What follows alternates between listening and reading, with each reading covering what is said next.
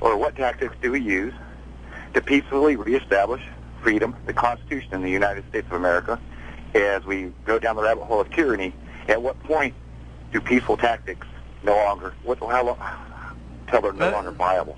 You know, that is a tough question, because it's something I think we'll all have to face, and that is who should and when should you practice civil disobedience? And some even say, will it ever lead to violence? You know, the founders said that you have the Second Amendment because the Second Amendment protects you against abusive government. I don't think we're anywhere close to that, but we do need to protect the Second Amendment.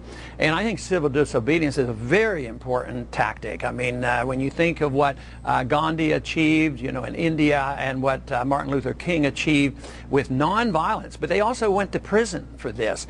And although I endorse that principle, I have chosen the alternative, and that is working within the political system.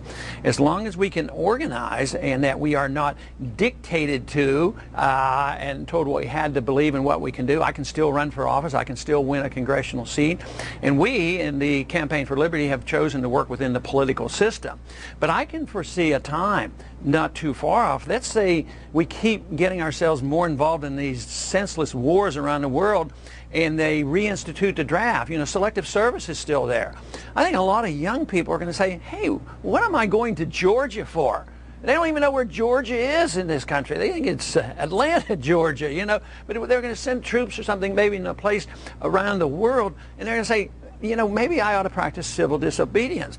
The tax code. The tax code is in shambles. It's collected in a very unconstitutional fashion. Already people practice civil disobedience. But boy, that is a personal choice. It's a tough one. And the government still have more guns than we have. And therefore, you're taking on some real serious responsibility. But ultimately, conditions could get worse where people have to make a tough decision on whether or not they will practice peaceful civil disobedience.